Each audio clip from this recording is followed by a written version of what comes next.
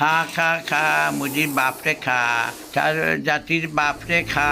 এবার ওরা আমাদের কি খাইবে রে বাপ রে বাপ, বাপ বাপরেও ছাড়বে না। খা খা খা ওরা বাংলাদেশটারে গিলে খা, পারবে না ইনশাল্লাহ। জেগে আছেন শাহজালাল রহমতুল্লাহ আর ওলিয়া উলিয়া 360 আউলিয়া। আমাদের পাশে আছেন জিন্দাবাজার জিন্দা পীর, আরও আছেন কত পীর আউলিয়া। ওইখানেই সাপগুলারে খেয়ে ফেলবে, ধ্বংস করে দিবে। খাজা বাবা মঈনুদ্দিন চিশতি বাবা যা বাবা, আরও আছেন বাংলাদেশের অলিয়া উলিয়া।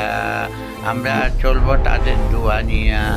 ওটা শাহজালালের উরুসে আমরা দেখছি বলছেন, এ আল্লাহ তুমি রক্ষা করো বাংলাদেশটারে। খাজা বাবা মঈনুদ্দিন চিশতি, শাহজালাল, শাহপরান, আরও আছেন অলিয়া উলিয়া, খানজান আলী, মখদুম, শাহ মখদুম, আরও ঢাকার বুকে আছেন অলিয়া উলিয়া। আল্লাহ রহমান রহিম।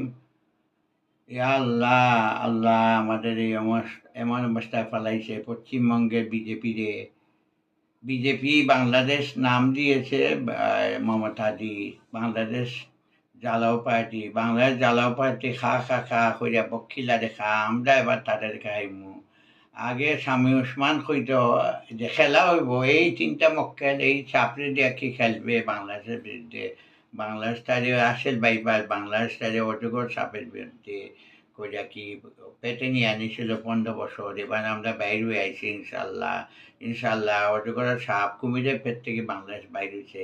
এখন আমাদের বাছার টেকনিক শিখতে হবে, মিসাইল বানাইতে হইব, দূরপাল্লার মিসাইল। আমরা তারা বানায় মিসাইল, আমরা যখন চীনের সাথে সামরিক চুক্তি করি, পাকিস্তানের সাথে ডিফেন্সের একটা আমাদের জয়েন্ট ইন্টেলিজেন্স কমিটি হয়েছে, এগ্রিমেন্ট হয়েছে, তখন তারা আমরা ভারত কি দেখাইল রে, আরে কক্সবাজারে মিসাইল ছাড়ে, এইটা কিচ্ছু করতে পারবে ইনশাল্লাহ। আমরা দেশের একটা মানুষ, একটা মানব বর্ম, ইনশাল্লাহ আমরা তাদেরকে ধ্বংস করে দেবো বাবা শাহজালালের দোয়ায়।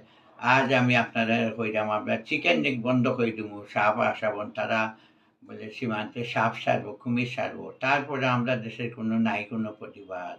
হায় রে, আমাদের ইতালির প্রধানমন্ত্রী জর্জ মেলোনি রে মনে করি, আমরা তুরস্কর সাথে আমরা সামরিক চুক্তি করি, চীন পাকিস্তান আমরা সাথে আইব ইনশাল্লাহ, ইনশাল্লাহ। আজ আমরা বাংলাদেশটারে নিয়ে চিন্তা করতে হইব। আমরা সামরিক দিক দিয়ে আমরা ভারতের প্রত্যেকটা সীমান্তে আমরা চীন পাকিস্তানের ফৌজ আইনা লাগাইতে হইব, তারপরে আমরা শান্তি পাইব, নাইলে আমরা